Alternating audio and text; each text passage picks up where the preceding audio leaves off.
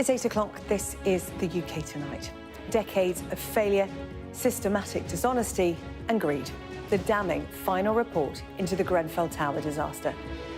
Successive governments that knew about the dangers but did nothing, and a construction industry manipulating fire safety tests to put profits before public safety are among those blamed for a residential building that became a death trap. The simple truth is that the deaths that occurred were all avoidable, and those who lived in the tower were badly failed over a number of years. The government ignored warnings about dangerous cladding from as early as 1991. It knew the risks, but failed to prevent them. Tonight, we'll examine the report's findings, looking at how and why this disaster was able to happen. We'll be hearing from survivors and the victims' families, many of whom never wanted this inquiry. They're renewing their calls for justice for the 72 people who lost their lives more than 7 years ago. Dozens of individuals and companies are under police investigation, and while criminal prosecutions are still years away, we'll find out who is responsible in the eyes of this inquiry. And with thousands of buildings still covered in unsafe cladding, we'll hear from one of the country's leading experts on building safety to find out what has changed since Grenfell and what more needs to be done.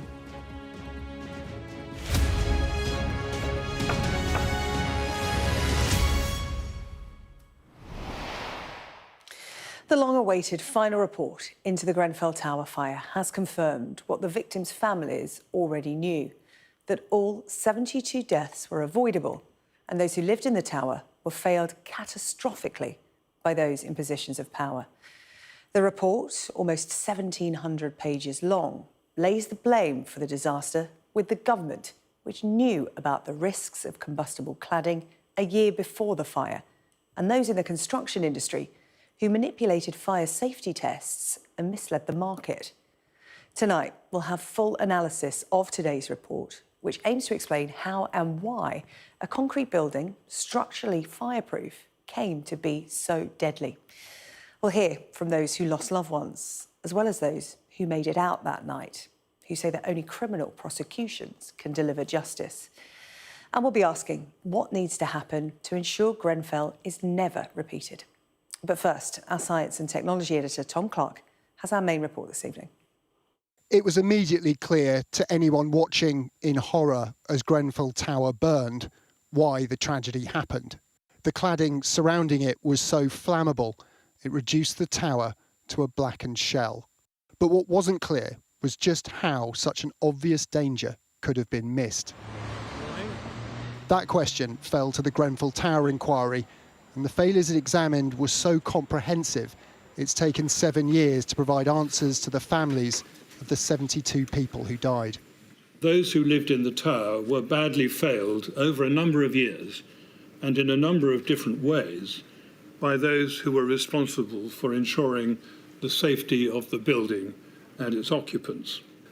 Not all of them bear the same degree of responsibility for the eventual disaster, but as our reports show, all contributed to it in one way or another, in most cases through incompetence, but in some cases through dishonesty and greed. Present, as they have been throughout the inquiry, were representatives of survivors and those who never made it out. The recommendations published today are basic safety principles that should already exist, highlighting how the government's role, duties and obligations have been hollowed out by privatisation.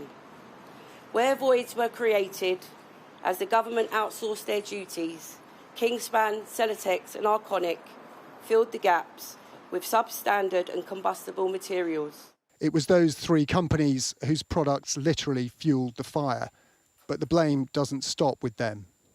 The victims' families may find little comfort in the fact that this definitive report into the tragedy doesn't attempt to summarise who was most to blame. But that's because it describes a catalogue of negligence so complete that it's almost unimaginable. I call the Prime Minister. This government recognised that failure. I want to start with an apology on behalf of the British state to each and every one of you, and indeed to all of the families affected by this tragedy. It should never have happened. Today is a long-awaited day of truth, but it must now lead to a day of justice. Justice for the victims and the families of Grenfell. But will it? One of the report's primary recommendations is for a new building regulator, and building guidance has already been changed. But experts warn the regulations themselves remain weak. You can only regulate and you can only enforce the regulations the way the regulations are written. And my question is, do we have sufficient, robust mechanisms to make sure that the public is represented when we come up with regulations and the way they're developed and maintained? Just changing documents and wording is just, it can be a very quick fix, but it's not a very robust way to go about it. Better rules should be harder to exploit. Before Grenfell, that wasn't the case.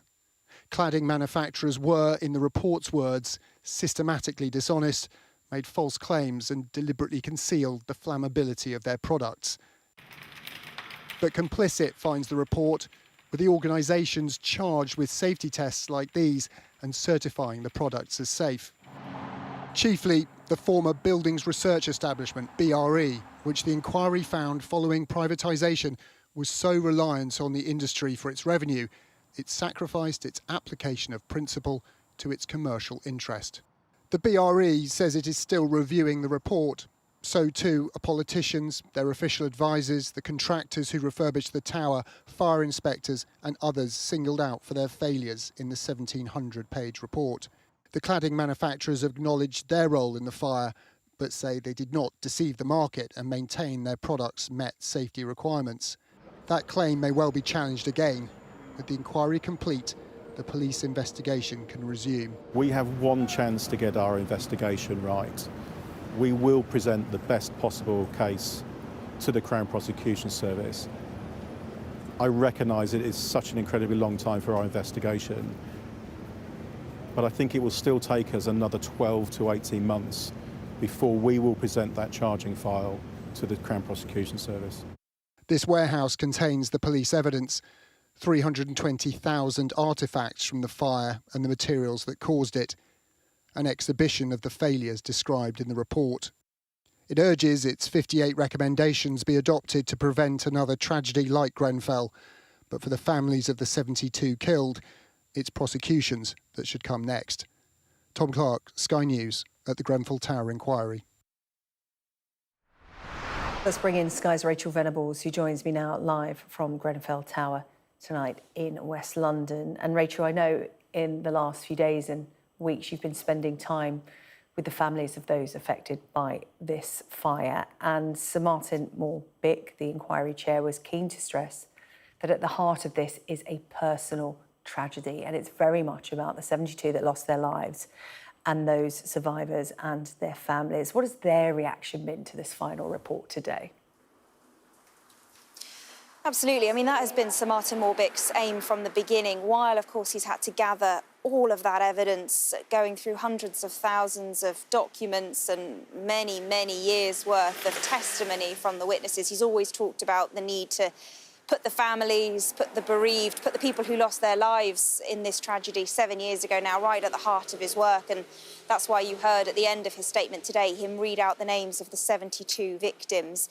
For the families, for the people who lost loved ones, for those who survived the tragedy that night, there has been a mixed reaction, I think it's fair to say, from some.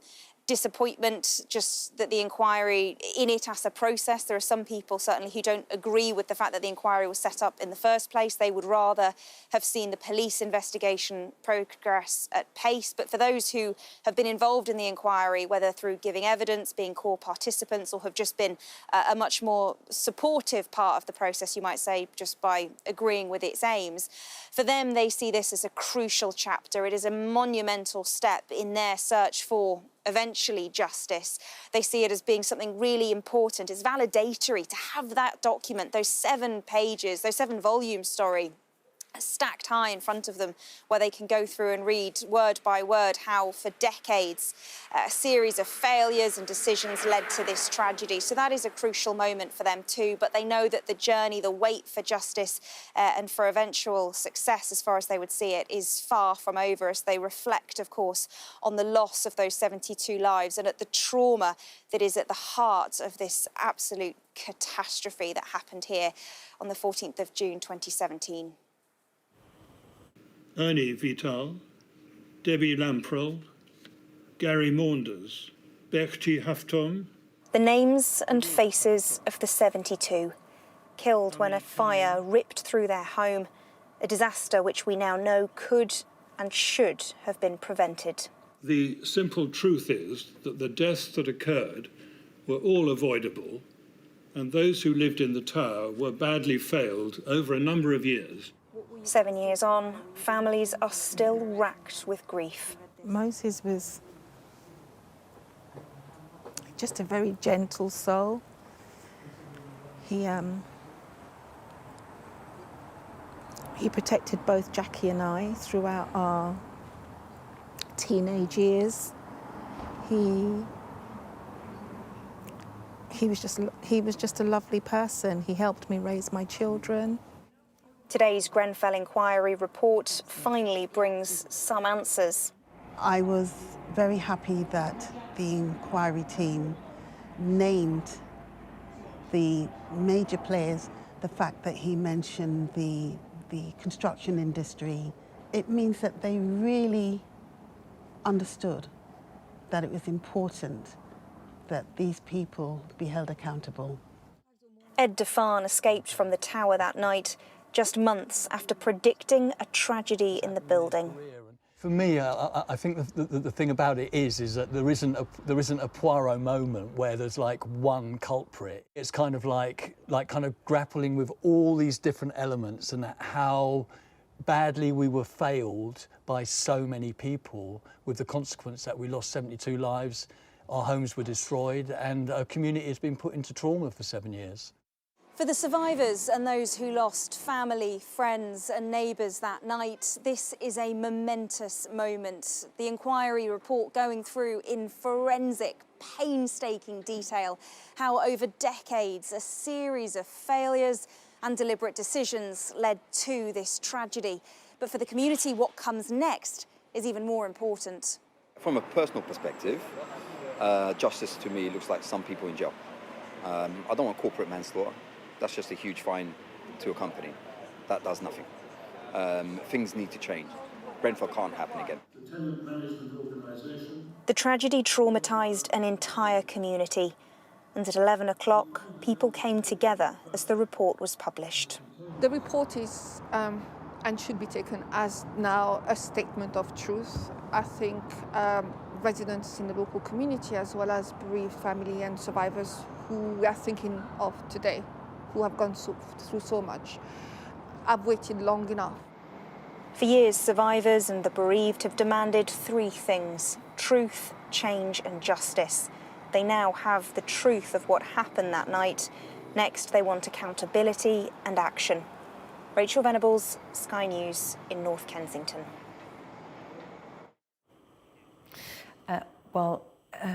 Rachel, I'm going to talk to Emma Louise O'Connor in just a moment, a survivor of that night. And as I said, you spent a lot of time with the families of those who lost loved ones and the survivors, and they're very keen to look forward. What is it they want to happen next after today? Ultimately, what they want is that word justice. Many people would have very different interpretations of what justice actually means, the scale of accountability that what they want to see, because of course this report, which runs to nearly 1,700 pages, is full of people who bear varying levels of responsibility step by step leading up to that night on the 14th of June 2017, organisations as well. And I think ultimately people want to see some form of proper accountability. It's not just enough to know who was responsible for what. They want to see it legally confirmed. And many of the people certainly I've spoken to say that only ends with somebody in handcuffs with actual jail time. Whether or not they'll get that we have to wait and see, and it's going to be a long wait still. We know the Metropolitan Police has spoken about the need still to continue painstakingly going through all of that evidence. It's going to take another year to 2 years before even the possibility of any criminal charges. They are investigating 11 companies or organisations and 58 individuals, but there's still a huge job ahead of them and a long wait still for the families to get any sort of justice. Rachel, thank you. Rachel Venables in West London for us tonight. Well, as mentioned, Emma Louise O'Connor is with me here in the studio, one of those who survived the fire, having lived on the 20th floor of the Grenfell Tower. Emma, it's good to see you. Thank you for coming in to talk to us. On this momentous day, it really is being seen as a big moment for survivors like yourselves and families of those who lost loved ones. How are you viewing today, having seen the summary of the report? It's taken far too long, and I know that they've not left any stone unturned, but we just need the changes now to be implemented. Yeah. When you say it's taken far too long, 6 years of inquiry, 7 years since the fire, what has that time been like? Because having spoken to a number of people affected by this after the publication of the report, they've looked at it and gone, we knew this, we could have told you this. Yeah. What has it been like for 7 years trying to get this publicly acknowledged? Very slow, painstakingly, and it's just, we all knew what was going to come out in this report, but in my eyes, it's just that inquiry was just for the government to, the previous government to look at how to cover up properly this time without any consequences. Can you take me back to that night? You were on the 20th floor, you were at home with your partner at the time, you were asleep at the time of the fire. Can you... Try to. Yeah, can you talk me through those events? Because it's important to keep at the forefront of people's mind watching just what unfolded that night, the horror, and that is why you're fighting so hard for justice, to bring people to account, to get criminal prosecutions. Talk me through that night. Yeah, it was a normal takeaway night. I actually wanted to go to bed at 11 o'clock in the morning at night. Had I have done that and my partner had agreed, then we probably would have got out and needed hospital treatment or wouldn't be here. But we went to bed about 12 and had a little argument, as you do, and then tried to go to bed angry. Which still haunts me till this day. And then the incredible fire engines turned up. They were, the one that actually caught my attention was G272, because it has a different siren to the one in the front. It sounded like a toy. Yeah. And it caught your attention? Yeah. That's when you knew something was happening? No, not really. We just, we watched where they were going and found out that they were coming to Grenfell Road, which we assumed they were going to the Baseline Studios, because at that time we couldn't see what was happening. Then we jumped back into bed and the third and fourth one turned up, and the fourth one actually broke, slammed on his brakes quite quickly and quite hard as well. And then reversed at speed to go down the correct road instead of going round. You're watching all this unfold, not realising what they are coming to. Yeah. As you were building. Yeah, I saw them. That basically got my attention of, okay, what can he see that I can't? And then when the fifth and sixth fire engine turned up, my partner got back out of bed and we started watching, I started watching from I had to climb onto a chair because I'm 5 foot and he can look over the window. And then after about 20 minutes of them being there, he was saying, oh, they're keeping him up, are you coming down? am I coming down with him? It took about 10 seconds later for someone else's smoke alarm on the lower floor to go off. And that was when you decided to investigate. You saw smoke and you made your way out of the building. No, we didn't see smoke until we opened the door. To leave the flat, and it was already light in wispy the corridor. grey. Yeah. You got out when so many people didn't, and as I said, you were on the 20th floor. How do you reflect on that? You're incredibly lucky. Yeah. But I know that when you speak to survivors, your thoughts are very much with those who weren't lucky, like you said, who went to bed at 11 o'clock, who were sound asleep. Yeah. And didn't know, didn't have the time that you had. Yeah. We just, I still suffer with survivor's guilt. But they did, when I speak to my neighbours, and I've got the utmost respect for Marcio and Nick Burton, because you can just like be in their presence and just like feel wanted and understood. If you get teary-eyed or they know what you're going through and they don't judge. You're all in it together. It really has strengthened what was already a very strong community in that tower block. We're talking about justice, and that's the point looking forward from this point on, that people are saying, you know, however long this inquiry took, it's here now, it's in black and white, and a lot of people will be looking at this going, this is the official account, this is the evidence we need to hold people to account, and that can mean prosecution, people going to prison. Is that what justice looks like for you? To me, justice looks like the government protecting our London Fire Brigade so they can protect us.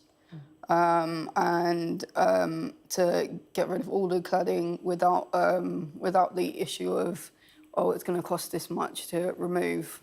We'll just leave it on for as long as we can. Is that the bit you find shocking? Because obviously we talk about accountability, we talk about the memorial to come for those who lost their lives.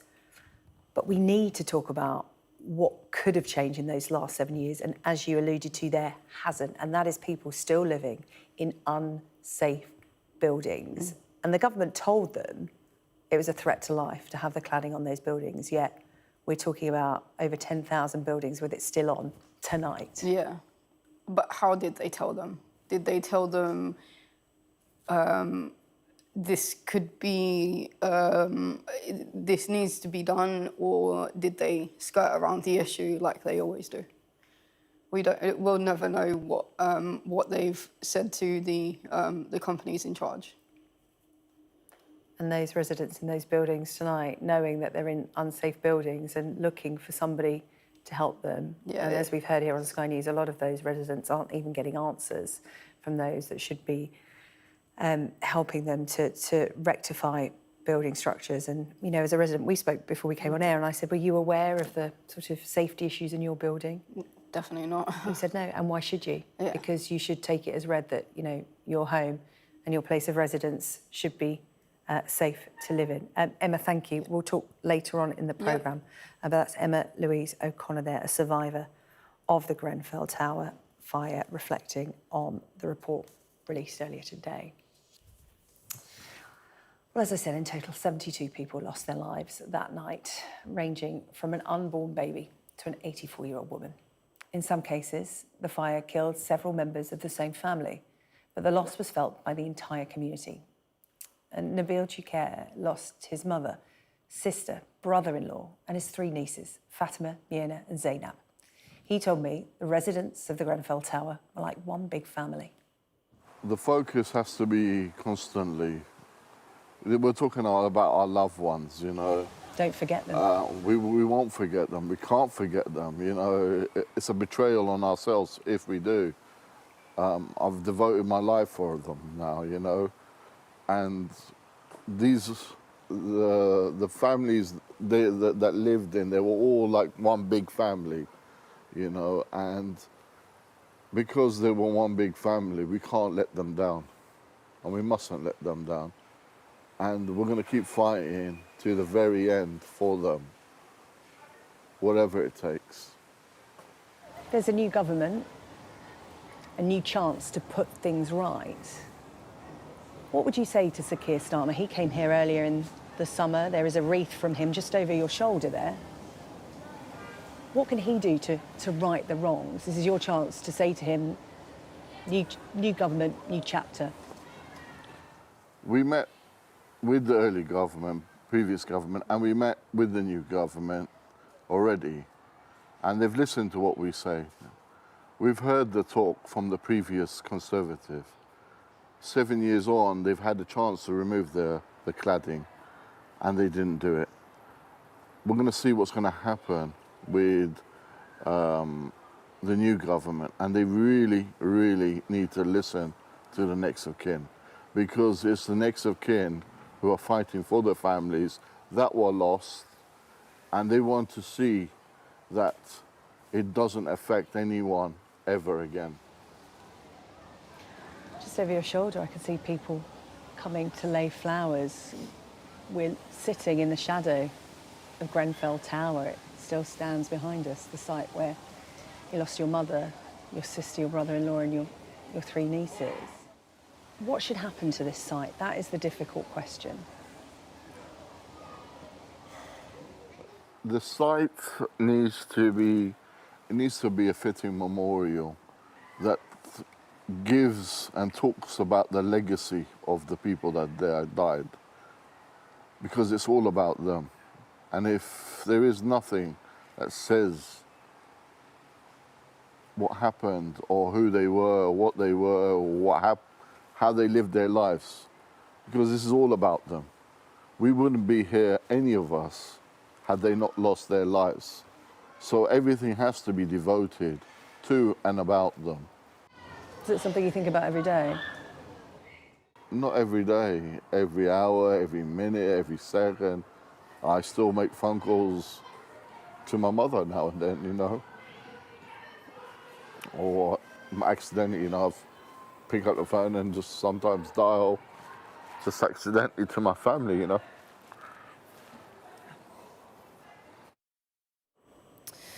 Well, when I spoke to Nabil, he was understandably sceptical of what he hears from officials, this inquiry included. Many survivors say they could have told you what was in this report years ago, and that this inquiry has actually hindered their fight for justice. What we have read today isn't new, but it is public recognition and vindication of their experiences, fears and suspicions. What finally having it all put in black and white now means is that they can officially take that next step, the pursuit of prosecutions. But of course, with what they have faced over the last 7 years, the fear remains that those responsible will escape justice. Still to come on the UK Tonight. Systematic dishonesty, toxic relationships, and a failure to act on safety warnings. We'll take a detailed look at those singled out for criticism. And I'll be joined in the studio by a leading expert in high-rise building safety to find out what must be done to prevent another Grenfell.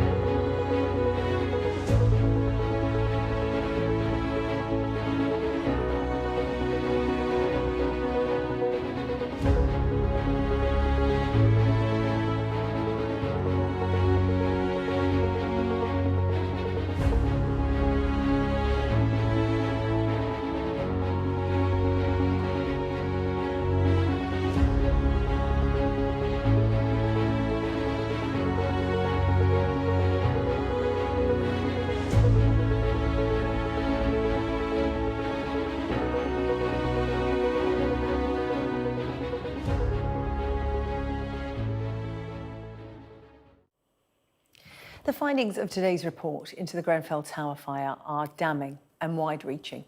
It criticises the government for ignoring warnings over fire safety. It hits out at what it calls the systematic dishonesty of cladding and insulation companies, and it condemns the management company responsible for the building. Our data and forensics correspondent Tom Cheshire has been examining where the blame has been laid. The first original report from the Grenfell inquiry looked at the night of the fire itself, examining things like the fire brigade's actions, but it also found that combustible cladding was the principal reason the blaze spread so quickly. This second and final report, nearly 1,700 pages of it, is about how that came to be the case, and it paints a damning picture of failings at almost every possible point. We'll start with the companies that manufactured the cladding. The report found that they engaged in systematic dishonesty on behalf of those companies. There were 3 companies that supplied the cladding materials: Arconic, Celotex and Kingspan. We'll start with Arconic. It is an American firm. When it comes to the construction of this, they had a role in the cladding in terms of the outside. So this is where all the cladding was, all the way up Grenfell Tower. When it comes to how the panels were constructed, the cladding, Arconic made the panels on the outside, these thin aluminium sheets on the front of the cladding here. And the inquiry looked at their role and it found that the company had deliberately concealed from the market the true extent of the danger. Moving on to the next company, Celotex. And they were also involved in the cladding as well in a slightly different way. They were looking after the insulation. We can see that rather than the front panels, which we were just talking about, Celotex were making this insulation that lay behind them. Again, according to the inquiry, Celotex embarked on a dishonest scheme to mislead its customers and the wider market. And finally, Kingspan. They also made some of the insulation in this tower, in that cladding. And the report found that from 2005 until after this inquiry had begun, Kingspan knowingly created a false market in insulation for use on buildings over 18 metres in height. Well, how did those companies manage to put out dangerous products on the market? The report says it was with the complicity of the Buildings Research Establishment, the BRE. It's supposed to be an independent tester, but it also got paid by those cladding companies to do the testing. And as a result, the inquiry found it had sacrificed a rigorous application of principle to its commercial interests. So if BRE and the cladding companies are doing all this, what is government doing at the same time? It's not holding them to account. This is what the inquiry found about the Royal Borough of Kensington and Chelsea and its tenant management office. It found persistent indifference to fire safety, particularly the safety of vulnerable people. And that indifference went all the way up to the top of government. In particular, the report singled out the years from 2010 onwards, with what they called the government's deregulatory agenda, enthusiastically supported by some junior ministers and the Secretary of State, meaning that matters affecting the safety of life were ignored, delayed or disregarded. Failures on every rung of the ladder, on almost every page of this report. And that's why survivors and families of victims have said it wasn't a system that was broken, but one that was built that way. Tom Cheshire there. Well, I'm joined now in the studio by Matt Hodges-Long, a leading expert in high-rise building safety and the founder of the Building Safety Register. Matt, thank you so much for coming in to see us tonight on what is a really shocking day, I think, for people finding out the extent of corruption and deceit within the building industry at that time. We'll talk about how things have changed in the 7 years. We'll get onto that. But just the shocking picture that is painted in this final report, is it one that you recognise? What was going on at the time? Absolutely. It's just been a journey ever since Grenfell of sort of hearing the stories coming out in the press, but then meeting the people that are involved either at Grenfell or in other buildings, like it could be the next Grenfell. And it's just been a roller coaster for the last 5 or 6 years, really, of just when you think you've reached the bottom and you can't hear anything worse, you hear another thing or another product appears or whatever. And I think as we were saying before, it's over 7 years now. It's just unbelievable at how slowly we're moving and progressing. The market was misled. Products were falsely taken to market, deemed to be safe, and they weren't. These companies lied. And these products weren't just put on Grenfell Tower in West London. They were put on similar buildings across the UK, thousands of buildings. This came out soon after Grenfell, the scale of this. Yet 7 years on, there's still over 10,000 buildings with that cladding on. How is that possible? How has that been allowed?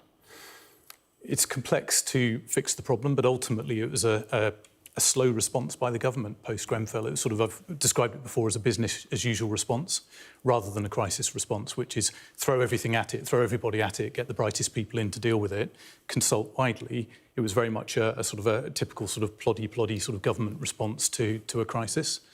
And I think the numbers we're talking about are under-reflected as well, because in all of the numbers that the government put out, we're not talking about buildings below 11 metres in height, so that's sort of 4 stories and below. So there are thousands of those.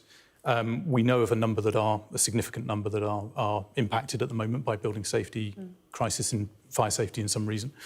But the real number isn't known and it's not tracked and it's not reported. So the scale of this could be much bigger? Far, far bigger, because the numbers are only the buildings that have made it into the government's funding schemes. There were 58 recommendations in the report today. What in there interested you most? There was that headline recommendation of a new independent body to oversee regulation, product, fire safety. What else was in there that you think should be implemented, and just how easy or complex is it to put in place some of the recommendations? At a high level, when it took me hours to read and comment just on the executive summary and the recommendations, you know that to actually implement that on the ground is going to take years. We're 7 years beyond. I think from a government perspective, nothing in that document was really a shock. So I think they could have preempted a lot of these recommendations and actually got on with doing what is the right thing. So one of them, for example, is the idea to create a college of fire, a fire college. Well, we had one of those, it was closed. You know, it's in Gloucestershire. Another regulator to manage or regulate construction. We already have the building safety regulator. That organisation is struggling to operationalise with quite a small scope. So we're now looking at making the scope bigger by redefining a higher risk building is one of the recommendations, and to add in construction regulation as well.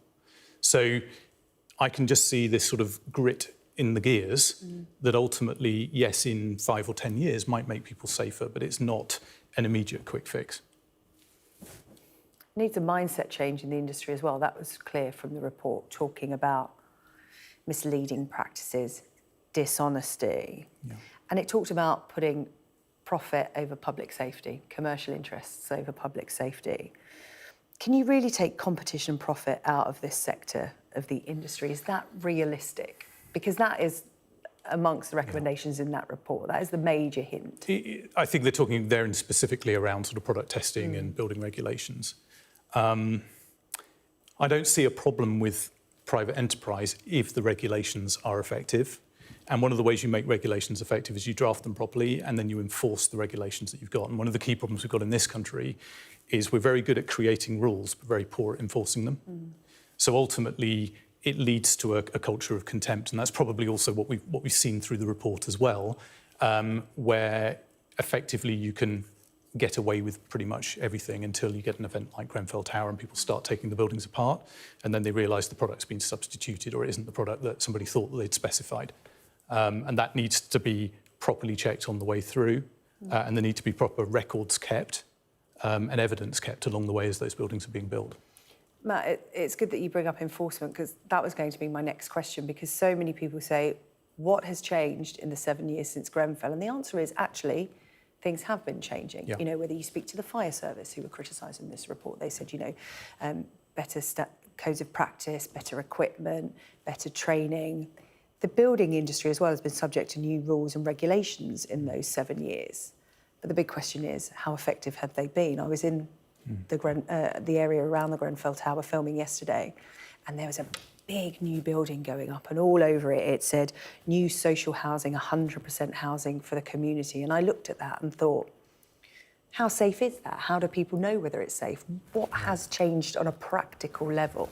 So one of the key changes post-Grenfell was the involvement of residents and transparency of information about fire and life safety to residents. So that's come through in the Fire Safety England regulations and the Building Safety Act, which is fantastic in theory. The reality is it's not happening universally. So we're still seeing residents that are having to chase for information, trying to get reassurance that their building is safe, when really, if you comply with the law, that information should be proactively provided to residents on a monthly basis or on request. So again, this is where the enforcement authorities need to be properly funded to go in and actually check that these things are happening. And the residents that live in the buildings need to understand their legal rights and they need to start to exercise them. A final question. While I was talking on air earlier this afternoon about this report and we were talking about the findings, we broke some news of a fire in South East London in Catford at a high-rise building. It's too early to know the detail of that. But the timing of it as such was something that you thought, what is happening there? Could this be to do with, unsafe cladding? Should people be unduly worried? Because we did see the fire in a high-rise building in Dagenham last week, and we hear the Prime Minister saying there should never be another Grenfell, but such is the state of some of the buildings in this country that you cannot rule that out, and you may not be able to for years, perhaps decades to come. Yeah. So to contrast the two, Dagenham, I called that Grenfell 2, because the capacity to kill lots of people in one event was definitely there, and it's to the thanks of London Fire Brigade for actually getting those residents out of that building. Catford, from the video evidence, and again, as you say, it's early, looks to what I would say is a normal fire in a flat. It breaks out through one window and then it goes up, and then if somebody's got the window open above, it sets light to the curtains or whatever, and it can transmit that way. But it wasn't running up the building, it wasn't going across, it wasn't going down. It was sort of what I would call a normal fire. And these things do happen. We do get flat fires, but they are or should be designed to withstand that fire within the compartment of origin, the flat, for a period of 60 minutes. Now, they might get out quicker, but ultimately what we shouldn't see is the entirety of a building being lost in one fire. Well, Matt, really appreciate you coming in tonight to react to that report today. Matt Hodges, long there founder of the Building Safety Register and a leading expert in high-rise building safety. Really appreciate your time. Thank you. Thank you. Well, for those caught up in the Grenfell Tower fire, today has been a long time coming. And as they seek justice, the wait for any possible criminal prosecution goes on. Tiago Alves was living on the 13th floor of Grenfell Tower, and he escaped along with his father, mother and younger sister. He told me what he made of today's report. I think Sir Martin Warwick's report has been a good report. I think it's followed the evidence really well, but obviously there are some places where I would have hoped he would have gone a bit harder. I think at the end of the day, the most important thing for myself is that we can continue to move forward and actually get the justice that we absolutely need. And that would only come forward once we get to criminal prosecutions. Now that we have the truth, I think this is not the end of the... we are not at the end. What we need to do now is continue pushing for change in legislation. Hopefully the government will actually put in place something so that the recommendations can be implemented as soon as possible, because at the end of the day, what we need to make sure is that nothing like this ever happens again. There's more to come from this, a memorial and prosecutions, because there are 58 recommendations in this report, which survivors like yourself hope means that this will never happen again. But it's the prosecutions that a lot of people are focusing on. How important is it to you to see not just corporations, but individuals held responsible and possibly go to prison for what they did? For me personally, I think it's incredibly important because there needs to be a deterrent to make sure something like this never happens again. And if corporates know that they're just going to be able to get away with it with a small fine or whatever, it means that they are incentivized to do it because it may be cheaper in the long run to focus on just paying the fine later on rather than actually implementing systemic change within the building industry. So people need to go to prison for them to understand that this is serious, there are serious consequences to their actions. And companies like Arconic, Celotex and Kingspan led the way in allowing for these cheap materials, flammable materials, to be allowed on the outside of buildings. And again, government also not being able to keep up to date with the regulations to make sure that we were safe in our own homes. Still to come on the UK tonight, how to commemorate a disaster that has left such deep scars in the community. I'll speak to Lord Boateng from the Grenfell Tower Memorial Commission.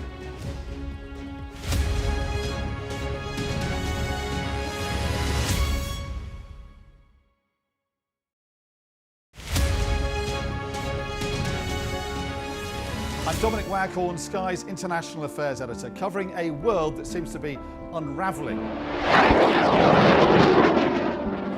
War, unrest, revolutions. It's not his country, it's ours, and we're going to take it back. They have succeeded for the first time in their country's history in removing a leader from power. Now, freedom! There was fighting here, but there's clearly now a lull, and they're using it to bring up more ammunition. We take you to the heart of the stories that shape our world. This is a mass exodus in which Russia is hemorrhaging some of its brightest and its best. According to the local weather channel, there have been more than 2,500 lightning strikes, torrential rain and flash flooding, all on top of this week's lethal tornado. What stays with you most in this job is some of the people you meet. What is your worst fear about what the Russians want to do to the children? They're just boosting demographics by stealing young people. Would you like to take the opportunity, Mr. President, on Sky News to invite Barack Obama to come here? Mr. Trump, are you running for president? Can you confirm it? We're going to take a look, a very serious look. On that day, we saw your fighters killing women, killing children. Was that a mistake? Did you go too far? You couldn't control your fighters? The full force of the state is being used to crush any protest. It's half an hour now past the deadline that Hamas issued with its ultimatum to the people of Ashkelon, and we've now seen a third barrage of rockets coming in. Another alarm. The mood here is jittery and nervous.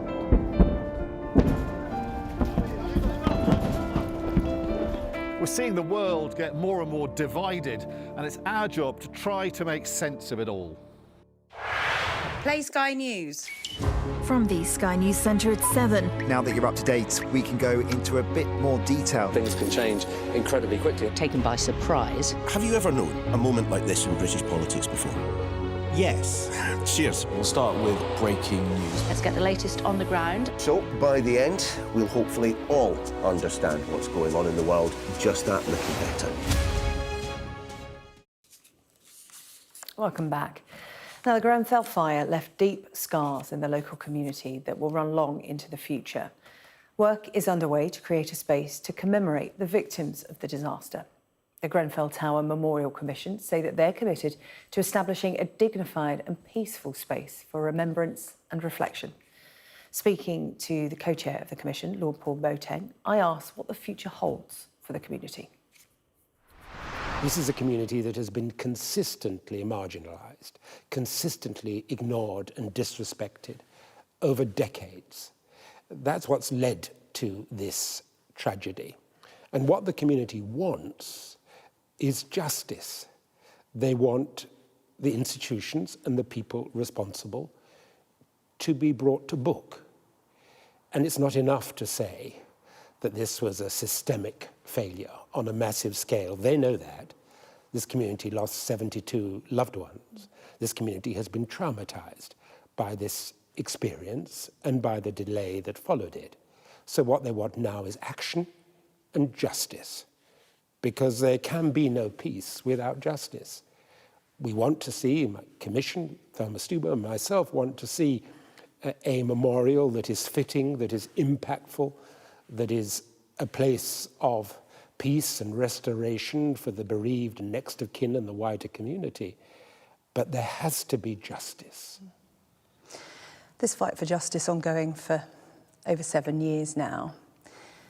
Where does the memorial come into this? Because what happened was so traumatic. The 7 years afterwards, so sensitive, so complicated. This is a community living with the trauma. The tower, still here, many people still living in its shadow. Where do you start with a memorial that can encapsulate all of that? What the community has told the commission is they want a place that is fitting, they want a place that is respectful, they want a place that captures the enormity of the loss of the bereaved and the next of kin, that gives them some peace and solace, a place of respite and restoration. But it's not easy to build consensus around that. This is by definition now, in the light of the lives that have been lost, a sacred space. So it must be treated respectfully. But it's also a crime scene. And they want justice. And in building a consensus, there has to be a recognition that the memorial must provide peace, respite, a sense of restoration, but it can't mark closure. There is no closure to a loss of life on this scale.